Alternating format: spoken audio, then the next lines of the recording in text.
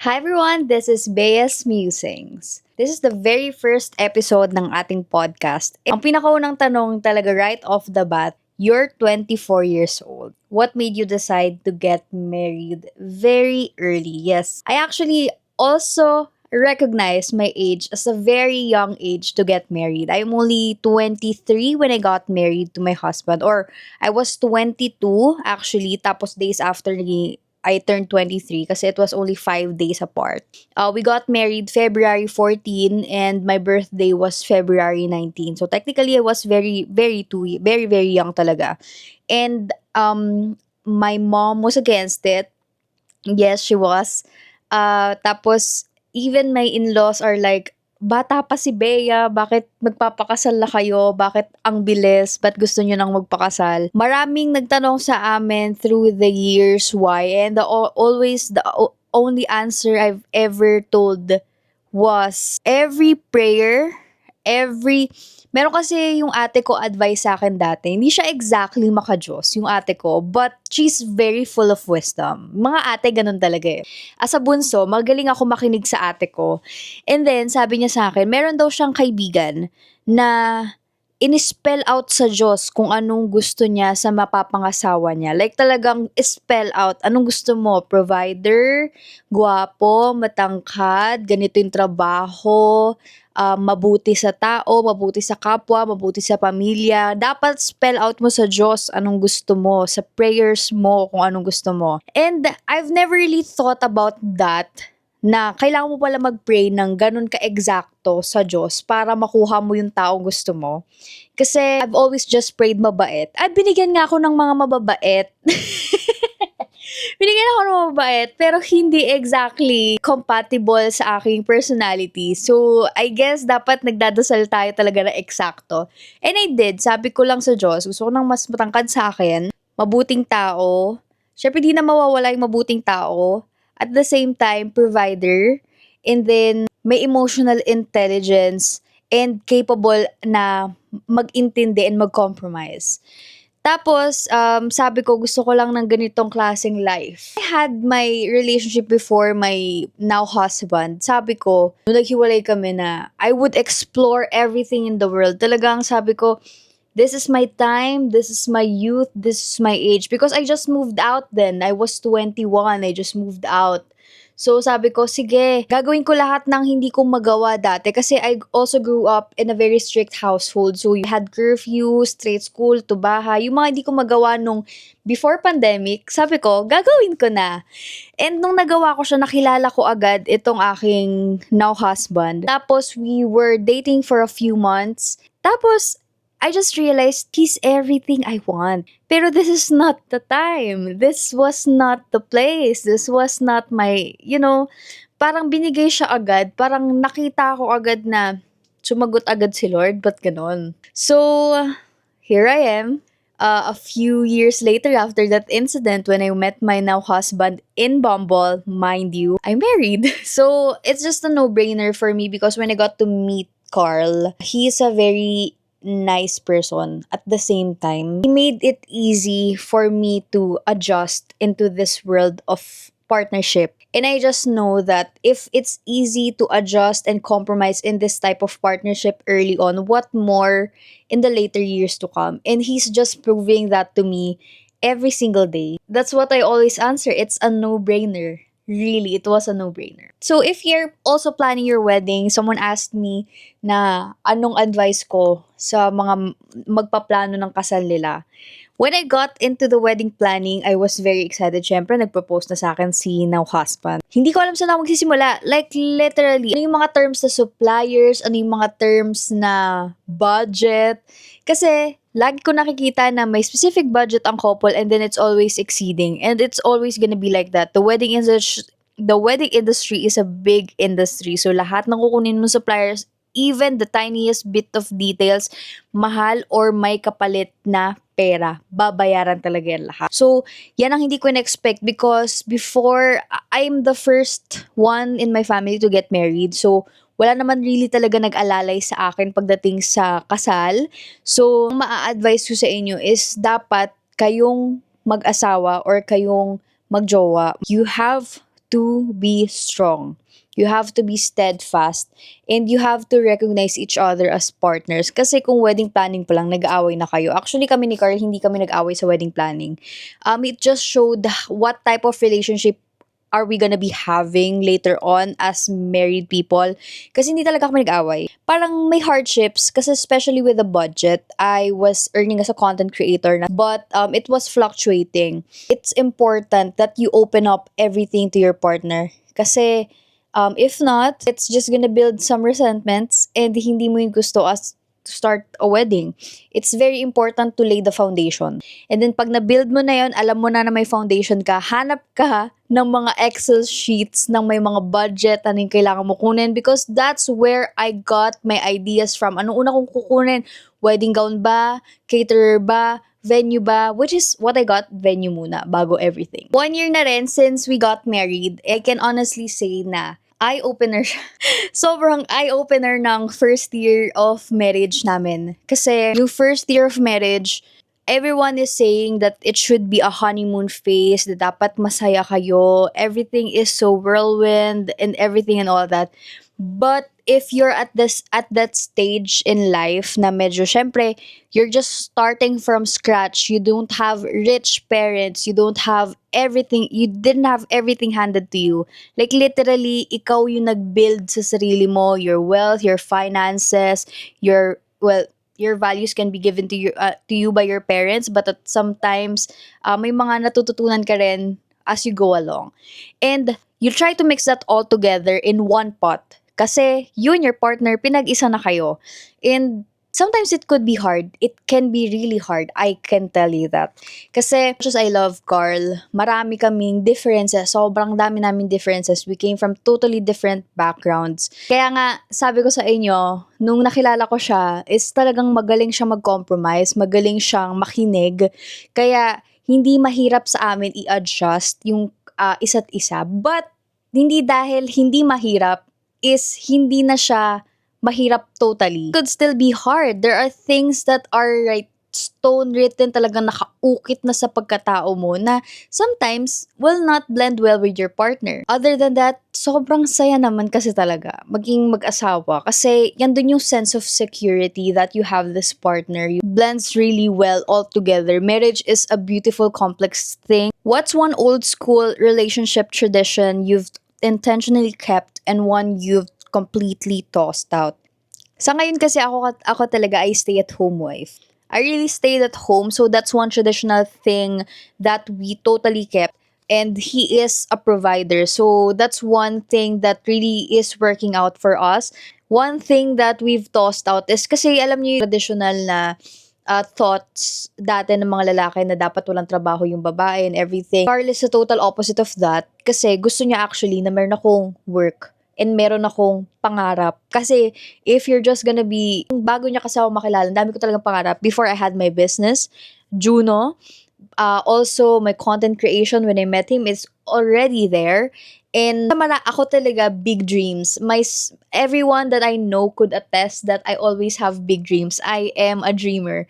So all that, while him being a realist, is siya yung nagbibigay ng space for me to actually do my dreams. But at the same time, still keeping me on the ground na to do things the realistic way. So, dati kasi, women can't actually work.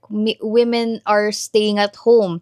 So, this time around, hindi ako required to stay at home. But I am given the option to do so because sinasabi sa akin kasi ng mama ko, actually, I love you mom so much, na mas maganda kung may sarili kang pera, maganda kung may trabaho ka, magtrabaho ka sa office. But I've always believed in the women's right to have the choice to stay at home, have the choice to be a mom, have the choice to have no kids, have the choice to go to the office, be the boss, or whoever they want to be. Because that's what the feminist movement is about. And I'm all for that. My option to stay at home is not me clipping my wings or hindi rin ang husband ko clipping my wings because this is actually my choice that he supported because he is a natural provider. And even that na gusto ko, actually may mga talks of going abroad, my husband doesn't even flinch. Parang sabi niya, go do it. That's one thing that we actually have, a non-traditional thing. We tossed out that misogynistic, sexist thing na dapat yung babae nasa bahay lang, na requirement siya. No, this is the choice that I was given, and I'm gladly taking it. Nakarinig ninyo na my husband and I are always agreeing to things. But sometimes, of course, di ba sabi ko nga kanina, you come from different backgrounds and cultures, different families, totally different ones.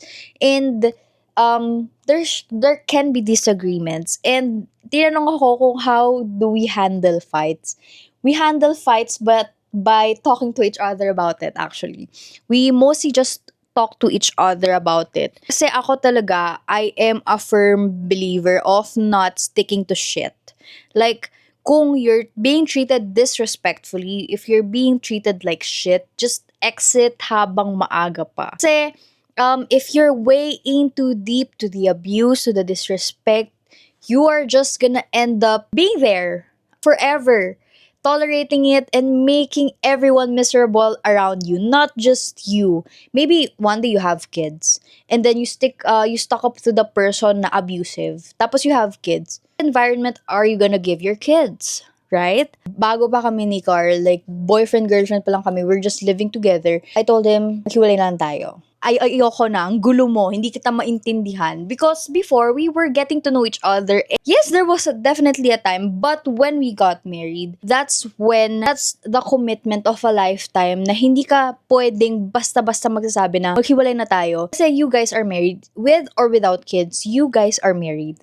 And the vows you said, the words you said, the things you said during that wonderful ceremony that you guys prepared, you have to take the words you said very, very heavily. Unless, mamaya pag-uusapan natin ng mga stipulations niyan. Siyempre, kapag ka lagi na kayo nag-aaway, may point na lagi kami nag-aaway. Mga siguro 5 months away kami ng away. Pero wala kaming sinasabihan. Kami lang talaga yung nag-uusap. Sometimes, dahil away kayo ng away, nagsislip out na yung important things. Nagsislip out na bakit ba kayo galit. Naiintindihan nyo na lang na lagi kang galit, lagi kang galit, lagi kang galit. Pero the reality is, there are underlying reasons why. So it's important to actually understand what's going on. So we handle fights, but by just us talking to each other, kami lang talaga. Kasi if we bring other people into the equation, it's magugulo siya. If you think is worth fighting for, dapat kayo lang talaga nag-uusap niyan. Dapat kayo lang. If you are clear about it, dapat kayo lang talaga ang may alam yan. Wala kayong ibang sasabihan because their perspective might not matter, especially if they're not married, if they don't understand where you're coming from. What kept the both of us going, my husband would always say our dog, Gary, this one, he would always say that that's what bonded us, yung having pets.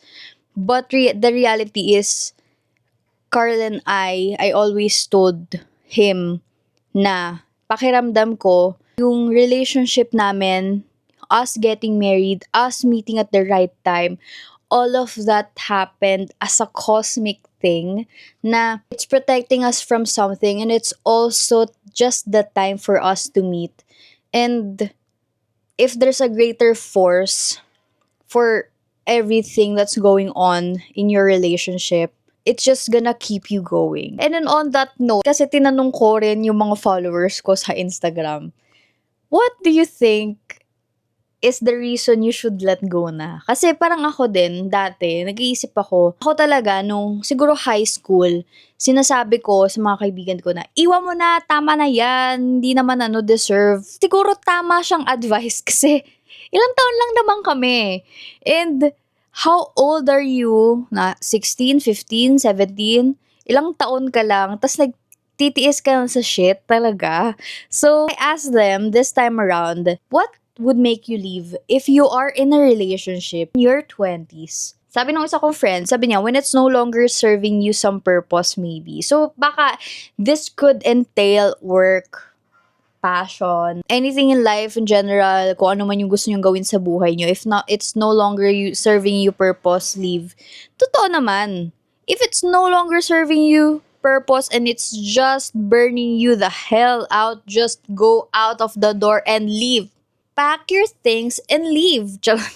So if that's the thing that you have to do, just go. Especially if it's a job, it's a profession. Ako guys, guilty as charged. I am a licensed professional teacher.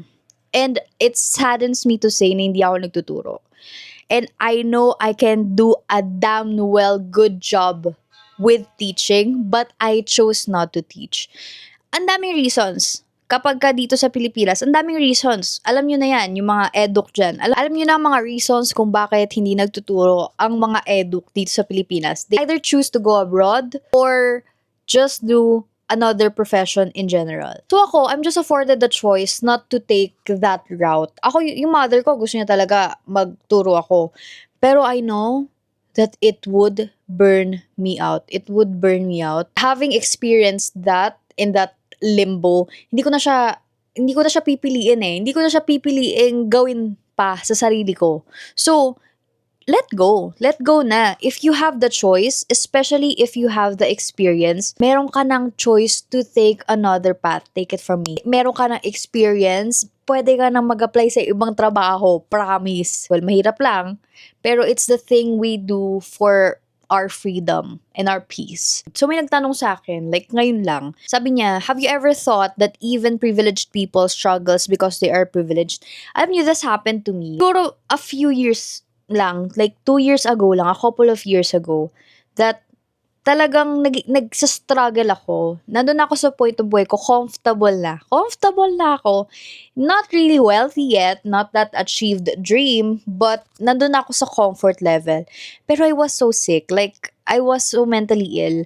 Sabi ko dun sa doktor ko, bakit ganito? Masaya naman ang buhay ko. Ang saya ng relationship ko. Bakit? Nandito ako sa point ng buhay ko na hindi ako masaya. Hindi ko magawa kung ano yung gusto ko. Nagagawa ko na siya, nabibili ko na lahat ng pagkain na gusto ko. Pero I just can't simply find the happiness, the urge, the will, and anything like that. And yun pala, may sakit na ako sa lahat ng nangyari sa akin. I was mentally ill. So yes, people struggle. We all have our struggles. Second reason daw to let go is when they make you always feel bad when you're sharing something exciting happening to you. Ito, if they're not gonna snap out of it, kung talagang disrespectful sila sa feelings mo as a person, as an excited person, like yung inner child mo na hurt nila, just go. Just leave. Just leave. Like literally, just go. Because when someone makes you feel bad about something that you're sharing and then they're not gonna snap out of it, you need to find the person that will accommodate your needs. That you can accommodate their needs as well. Because it's a two-way street. If madaldal sila, you have to be a listener. If madaldal ka, they have to be a listener. So it's a give and take. If not, hindi siya mag-snap out, wala naman siyang interest sa'yo, that person secretly hates you.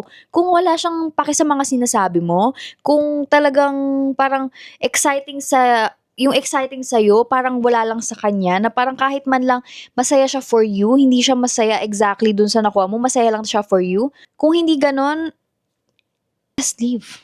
Like, here's the door. Here's the door, big. Alam mo yung meme na ganon. Just go. And the reason number 3 is if that something is already beyond repair. This is true. Like, this is true. Diba sabi ko, my husband, nung boyfriend ko pa siya, pag na-call out ko siya, nagbabago siya. Pag nako-call out ko siya, nagbabago siya. Alam niyo, even now, as married couple, pag nako-call out ko siya, nagbabago siya. Like, literally. Pag nako-call out ko siya, nagbabago siya. Hindi siya like, hoy, ikaw yung damit mo, ganon. Hindi, dati, ganon siya, like, nag-iiwan ng damit kung saan-saan. Isang beses ko lang siya sinabihan. Pag nakita ko yung damit kung saan, kukunin niya na yun, nilalagay na niya sa basket. Kung hindi siya ganon, kung lagi ko lang siyang kino-call out, lagi lang niya akong kino-call out, small things causes damages. Those small things causes damages. And it can become a big one kung hindi siya nare-repair, kung hindi nagbabago, kung walang maintenance, kumbaga. So, if that something is beyond repair and you've always seen that relationship pa lang, boyfriend mo pa lang siya, girlfriend mo pa lang siya, meron ka pang out. meron ka pang legal way out, you have to go. Like kung abusive na siya sa'yo verbally, kasi it can start in small things like that. And then one day, minumura ka na. Sabi mo, okay lang, minumura ko rin naman siya. Kung sinasaktan ka na, okay lang kasi sinasaktan ko rin naman siya. That signifies that our relationship is so unstable that it's beyond repair. You have to acknowledge that and just go. Also, if you're disrespected, 'di ba? If something is beyond repair, things, small damages like that, kung hindi ka kasi pinapakinggan, that's just a sign of disrespect. Ang daming forms ng disrespect and this is one of them. Dapat mong tingnan, dapat mo acknowledge, you have to always be vigilant. You always have to be vigilant about it. Na, eto ba, parang napahiyaan niya ako today sa harap ng mga kaibigan niya. Tama ba yun? Parang, ay hindi, okay lang, tropa ko rin naman sila. Hindi mo pwedeng laging gawan na excuses yung actions ng tao sa'yo. Kasi if you're disrespected, you have to acknowledge that you are in order to leave. In order to acknowledge also your self-worth. Because the more that you make excuses for their actions, the more you diminish your self-worth. So you have to acknowledge that. Dahil ko talaga, my God, sabi sa inyo, kaya kailangan ko gumawa ng podcast eh. Kasi, kung hindi ko to gagawin, sa totoo lang, baka napanis na yung laway ko. Meron akong isang mahabang sagot dun sa question ko na, ang interesting eh. Parang, sabi niya, for me, kapag kahit sabihin mo ng paulit-ulit na kaya mo pa, pero may lumalaban na talagang thought na nakikiusap na sumuko ka na. And I'm not talking about the days na ganitong situation. I am talking about matagal na, pero ganito pa rin ang senaryo. Kapag sobrang binabagabag ka na ng choice mo magstay, and mas lumalamang na yung pakiusap din ng sarili mo sa iyo na piliin mo namang mag-let go at alagaan or protektahan mo ang sarili mo. At ang major sign for me ay kapag bumalik na yung pagbuo mo ng wall at mas prefer mo ng kayanin lahat alone rather than to depend on that someone or that person, or onto that something. Alam ko lang na sobrang lalim ng pinanghugutan at pinanggalingan nung sinabi niya. Kasi giving up is not a one-time thing. Giving up is not a whimful thing, especially on relationships that you've built love, you've built trust, you've built memories, taon-taon, travel, nakabuo na kayo siguro ng anak. Who knows? Kung ang dami nyo nang nagawa together, maraming tao magsasabing, bakit pa? Para saan pa yung pag-alis ko? Pero when you come in retrospect, kung iisipin nyo lahat, bukod sa magagandang pinanghahawakan mo, araw-araw na pasakit, yung araw-araw na nagsasabi sa'yong umalis ka na, araw-araw nagsasabi sa'yong iligtas mo yung sarili mo, araw-araw na nagsasabi sa'yo yung sarili mo na, hindi na ako safe dito. You will feel that in your bones. You will feel that, I swear to you. Lalong-lalo na kung kaya mo namang gawing mag-isa, di ba? Kung kaya mo gawing mag-isa, ano pang purpose na nagsistay ka? Ano pang purpose na nandun ka pa? To be loved is to feel safe. To be loved is to be secured. And if you're not meeting these basic needs of security, then why are you staying? I'd like to thank my sponsors for today's video, Medico Global Green Heals or Tat Clear Green Heals for my tattoo removal. It's still healing, and the Hottie Diary for my top. Sa mga gustong mag-submit ng entry, just send your entries to my Instagram account at MissBay_. Para sa mga stories or mga questions na gusto nyong sagutin ko para matulungan ko kayo na i-navigate ang buhay. All the entries are gonna be totally anonymous, so you don't have to worry about it. So, that's it for today's video. Bye!